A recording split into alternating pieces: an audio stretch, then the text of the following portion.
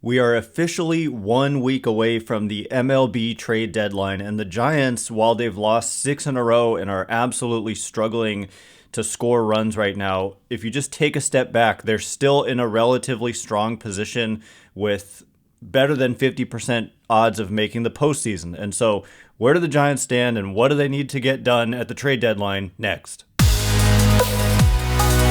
You are Locked On Giants, your daily San Francisco Giants podcast. Part of the Locked On Podcast Network, your team every day.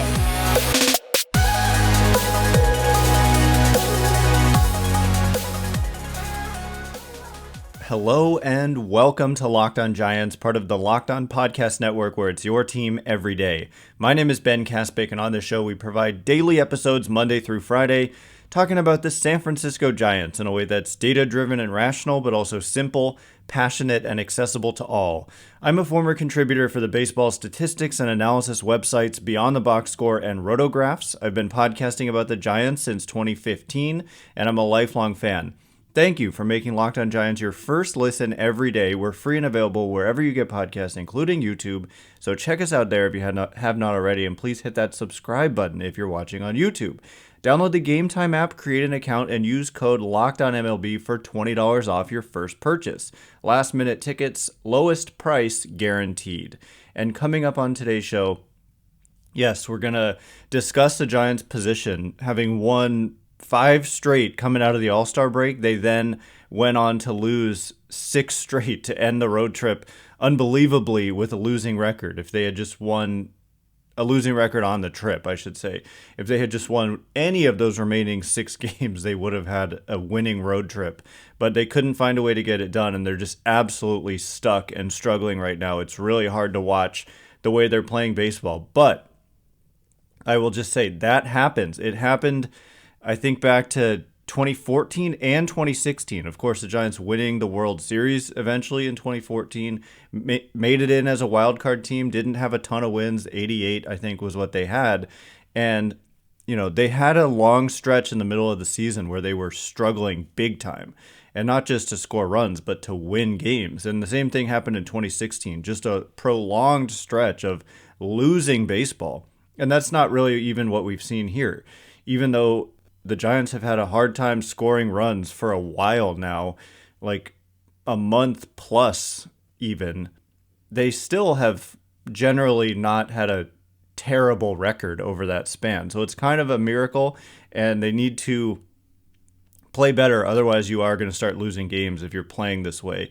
But overall, I mean, if you just took a step back and said to me at the beginning of the season that 1 week before the trade deadline, the Giants would be 7 games over 500, and they would be 4 games out of first place in the National League West, and they would be tied for the final wildcard spot. They're actually tied for the second wildcard spot. There are 3 wildcard spots, and they're only a half game out of the first wildcard spot behind Cincinnati. The good news, I mean, let me just finish that point. If you had told me that prior to the season, I think all of us would have taken that. And that's where they are. And unfortunately, you know, they were 13 games over 500 just 6 games ago. But regardless of that, if you just said they're 7 over, they're in a playoff spot a week before the deadline, I think every Giants fan would have taken that. And so forget the last week, just where are they right now? And I know that like the trend of how they've played recently affects our thinking about the team, and that's fair to an extent, but also the big picture matters probably more than the most recent week. So, like I was saying, the good news is that all of these other teams around the Giants, the Diamondbacks, the Marlins, the Phillies, specifically those 3 teams, and even the Padres, who are still 6 back of a playoff spot, but they could have gained a lot of ground here, as the Giants have lost 6 straight. The D-backs have lost 5 straight, and before that they were struggling too. They struggled kind of going into the break. They struggled coming out of the break. They've lost 5 straight. They're 2-8 in their last 10. And the Marlins, they lost like 8 straight games coming out of the All-Star break. Or yeah, I think it was 8, and then they finally won a game. So And the Phillies too have kind of been scuffling. So the Giants could have lost a lot of ground here, but they could have been well ahead, but instead they're just where they are, which is in playoff position. And so the playoff odds, according to Fangraphs, I just want to throw it out there, they have the Giants with still 58% odds of making the postseason. And this is with a pretty pessimistic projection. I think they use steamer projections here and not zips. They may use a combination of both, but it also may just be steamer. It's definitely not just zips. I know that zips is higher on the Giants than steamer. And yeah, it does have them only projected at 85 wins. And that's the median projection, meaning they run like 1 million or 100,000 simulations, and half the time it's over 85 wins and half the time it's under.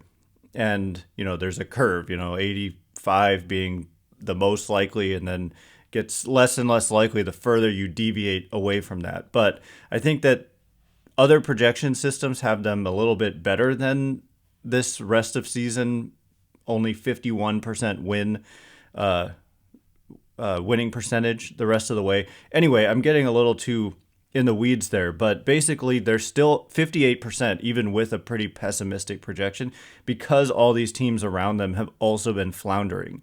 And so you have to play better. You're going to play the Oakland A's right now for a 2-game series at home. I get that they're going to be tired because this was a long road trip, 4 cities, this 1 game in Detroit, which they played horrible.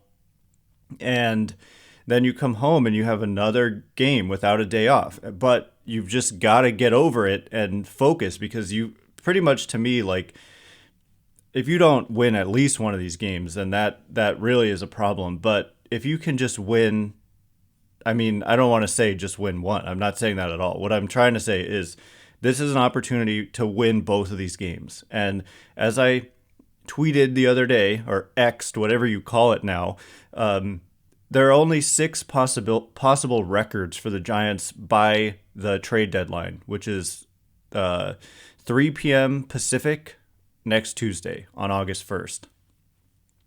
And the 6 possible records for the San Francisco Giants, they could go 6-0 over these next 6 games. They play, by the way, 2 versus the A's at home. All of these games are at home. And then they have a day off after the A's. And then 3 versus Boston.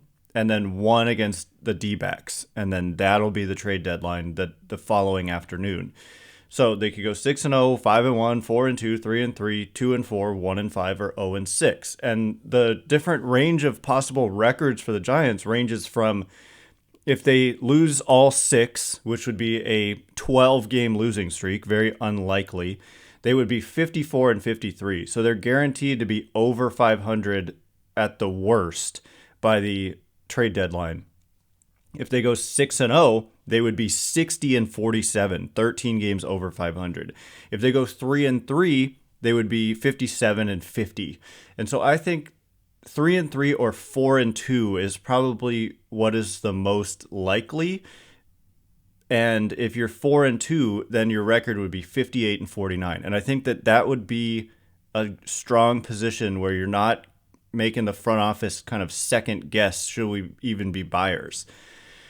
Because, and yeah, that's why I say these 2 games against the A's are so important, because the Red Sox are 53-47, having a pretty strong season. They've played a lot better lately. And the D-backs are 54-46, same current record as the Giants. The A's are 28-74, and they have the worst ERA in the majors, close to 6. And so theoretically, if your offense is really struggling, the A's are the team you want to play. And so these 2 games are absolutely so important, because if you can win them both, like I said, going 4-2 on this over these next 6 games, you would get those 2 wins out of the way, and you would just have to go 2-2 over the next 4 in order to have that 4-2 stretch here. And so, yeah, you just cannot lose them both. To me, winning 1 would be disappointing, but it's hard to sweep even a 2-game series. Even though they've been bad, the A's are still a Major League Baseball team. So anyway, coming up in just a minute, what are the Giants going to do at the deadline? We're going to get into some hypothetical trades using the Baseball Trade Value website, where we're going to look at Shohei Ohtani, Justin Verlander, and Tommy Edmond hypothetical trades and discuss should the Giants do them. We'll get into it momentarily. And before we do, this episode is brought to you by Game Time. Buying tickets to your favorite event, Giants games, right before the deadline, maybe after, maybe you want to see Shohei Ohtani in a Giants uniform. I say that in jest, but who knows? It shouldn't have to be so stressful. And with Game Time, it's not, because what are some of the factors that made buying tickets so stressful in the past, especially if I'm going to a new venue, is not having images of the view from the seats. How am I supposed to know what it looks like what level, how high up is it, all that. That is solved with Game Time. And then also for me, it's about getting the best price. And with the Game Time guarantee, you never have to stress about getting the best price, because if you find tickets in the same section and row for less, Game Time will credit you 110% of the difference. So snag the tickets without the stress with Game Time. Download the Game Time app, create an account, and use code LOCKEDONMLB for $20 off your first purchase. Terms apply. Again, create an account and redeem code LOCKEDONMLB, one word, for $20 off. Download Game Time today. Last minute tickets, lowest price guaranteed. All right, here we go. We are going to get into some hypothetical trades. I thought it was a fun time. It is ratcheting up this trade season, and the Giants figure to be involved one way or another. And it really is upsetting that they went on and lost 6 straight. It shouldn't be confusing at all. They should have, if you could just win like 2 of these games, then it would look a lot different. But really, you could also make a case they shouldn't be influenced by the outcome of just a few baseball games. Thanks again for making Locked On Giants your first listen every day. Everydayers, tomorrow on the show, breaking down this critical game 1 in this 2-game series against the A's. All of these games so important. Alex Cobb on the mound for the Giants tonight. Ken Waldichuk, I think, is starting for the A's, another left-handed pitcher. And we'll get into Tommy Edmond, a guy who can hit left-handed pitching, a little bit later on. Giants play the Oakland A's tonight at 6:45 Pacific, and you can catch every pitch of the Giants' hometown broadcast with SiriusXM on the SXM app. Search Giants. And so, yes, let's start with Shohei Ohtani. I know on my little graphic on YouTube it says, I always point the wrong way. It's really hard to point with a mirrored screen. It says Verlander first, but we're going to start with the big fish, Shohei Ohtani. What would it actually take to trade for this guy? We've seen some reports come out, not reports, but kind of guesses by certain people in the baseball analysis industry, like Jim Bowden, who is writing for The Athletic. And he came out with this wild proposal that was Marco Luciano, Kyle Harrison, Luis Matos, basically anyone who wasn't nailed down, he was giving to the Angels for Shohei Ohtani. And I understand Ohtani is the most talented player in baseball, probably the best. Maybe that's not probably the best player in baseball right now, but it's a rental. And as I've said before, I wouldn't, there's just a cap on what I would give up for any rental player. He's the best one ever, but at the end of the day, he's still only under team control for 2 months. And so what does the website Baseball Trade Values have to say about the value of a Shohei Ohtani? Well, I think they put a monetary value on these players based on how good they are and based on their contract, as they should. It's not just about how good the player is. It's about the contract as well. And for Ohtani, they place the value probably like surplus value is so like if you have a value of 0, that probably means you're just paid exactly what you're worth. And yeah, so and you could be negative, you could be positive. So they peg him at 45 million, and it doesn't mean that's how much you're worth. I don't think it means that that's surplus value. Anyway, just to give an example, Logan Webb on this website comes in with a value of 149. So, in other words, Logan Webb on his current contract, which is 6 years, it's this year plus 5 more years. They extended him before the season. It would just be a slam dunk no from the Giants' perspective to give up Logan Webb and his current contract for Shohei Ohtani. Slam dunk. Don't have to think about it for a half second. You're not giving up a Logan Webb on his contract for Shohei Ohtani on his contract. And that's, of course, I agree. I've seen people suggest that, and it's insane. However, both Kyle Harrison and Luis Matos come in with trade values around 39, I believe, again, $1 million in surplus value. And Ohtani is at 45. And so one of Harrison or Matos, according to this website, which, again, I've said this before, I say it on Twitter, disclaimer, you shouldn't use this as an end-all be-all at all. There's always context and nuance that this thing can miss. And in this case, let me just say, I do believe, from my perspective, if I'm a GM of the Giants, that I'm not giving up a whole lot more than one of a Harrison or Matos type player.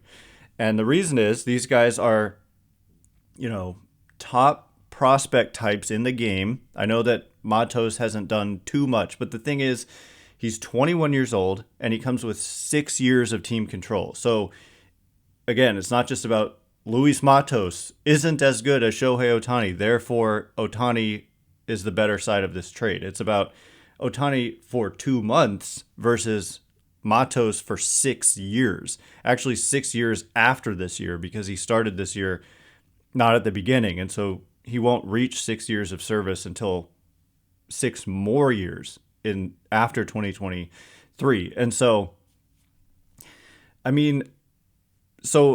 realistically, if it's one of Harrison or Matos, and then you add somebody else of some value, it gets you to the equivalent value of a Shohei Ohtani, according to this. So I put in Kyle Harrison and Grant McCray, and overall, the Harrison and McCray side comes out on top by a little bit of the Ohtani side. So theoretically, according to this website, that would be a sufficient package.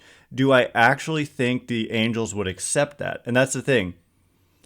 The price of a player it's not this clear cut. It's what is a team willing to give up? It might be this is quote unquote fair value, but that doesn't mean the Angels would do it. And it also doesn't mean your competition isn't going to drive up the price, because some team might just be willing to quote unquote overpay for this type of player.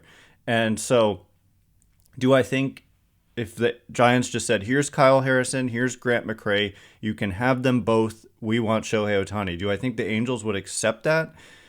Probably not.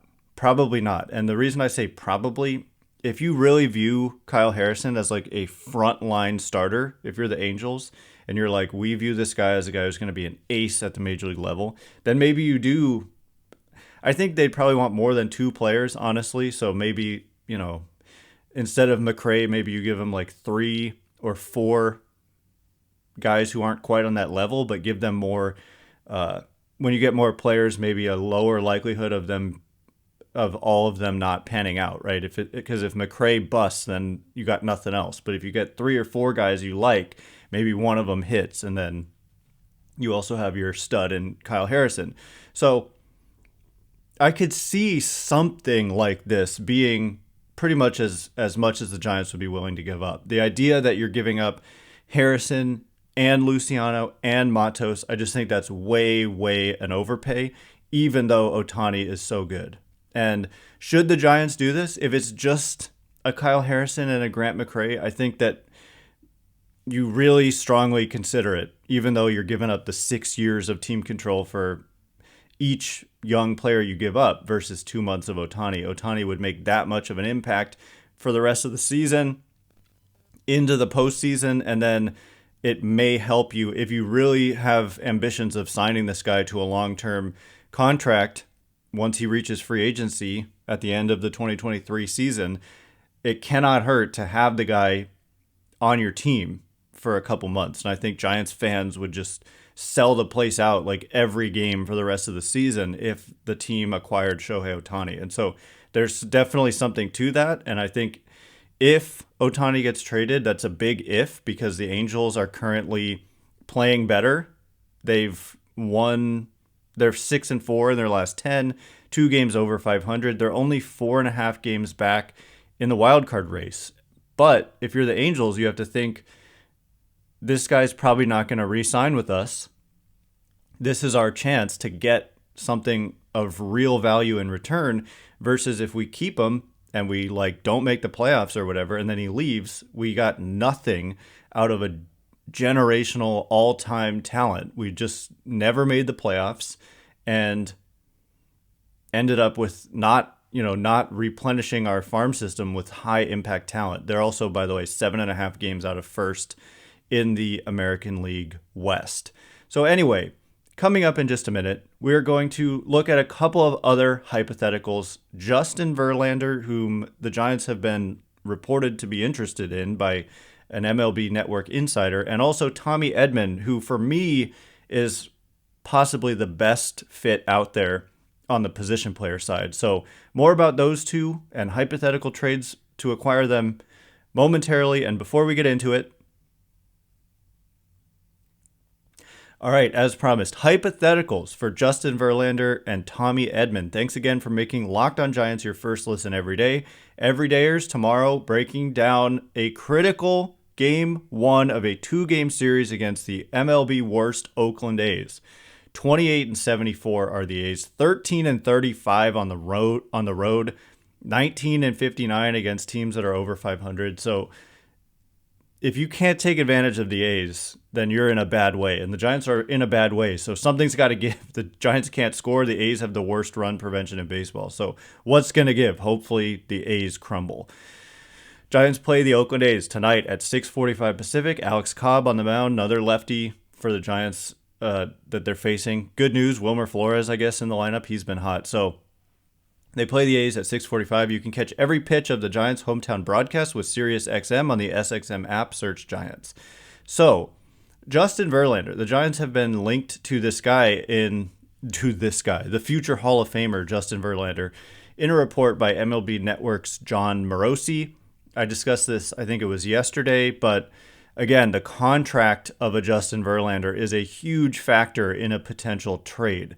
Now, according to this website, again, baseballtradevalues.com, Verlander, I don't know exactly what it means. I, again, think it's surplus millions, have him at minus 11.2 million is, I believe, how you kind of read that. I know I keep saying that. I don't know why. But anyway, it's an underwater contract. And I said something, and then there was a report that said the exact same thing after the reporter talked to front office personnel in the league, that the Mets would have to pay probably at least half of all of that remaining contract in order to get anything of value in return.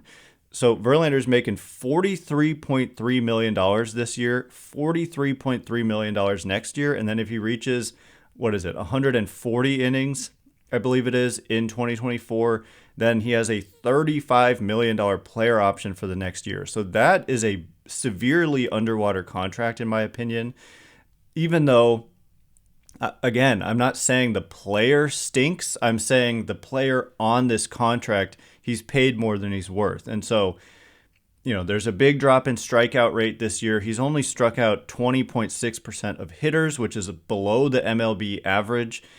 Over his kind of dominant few years in Houston recently, he was striking out over a third of batters faced, and now he's down to less, or about 20%. So it dropped from like 33-ish% to 20% this year. And you get concerned about that when you realize he's 40 years old and he's signed for this year, next year, and potentially a player option for the next year after that. And so basically the trade that I came up with here was, according to this website, they've got Ross Stripling at about an equivalent negative value.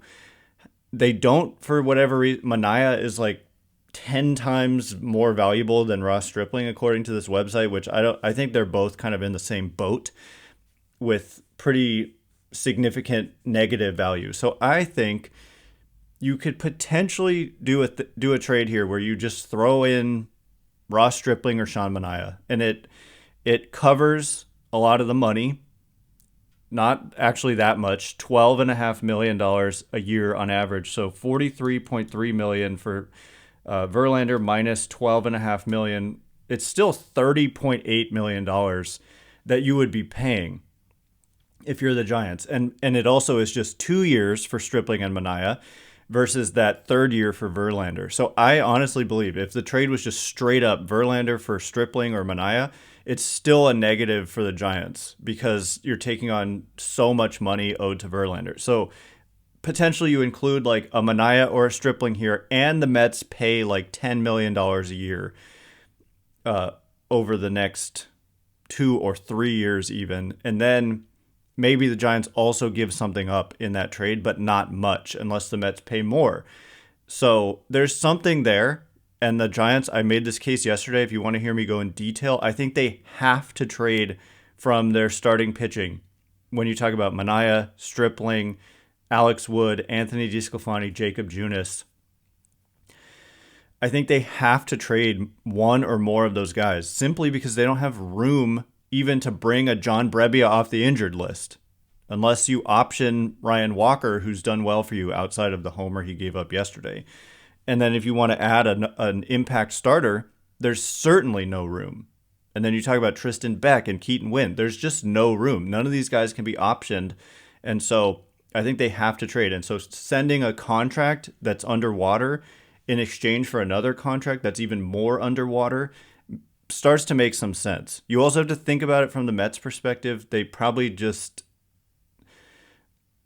Yeah, you have to. It's not necessarily the best deal for the Mets, except maybe they free up some money that they feel like they can spend in the offseason that they otherwise wouldn't have spent. So finally, we're going to look at Tommy Edmond. I do think there's a fit there, though, and it involves exchanging negative contracts.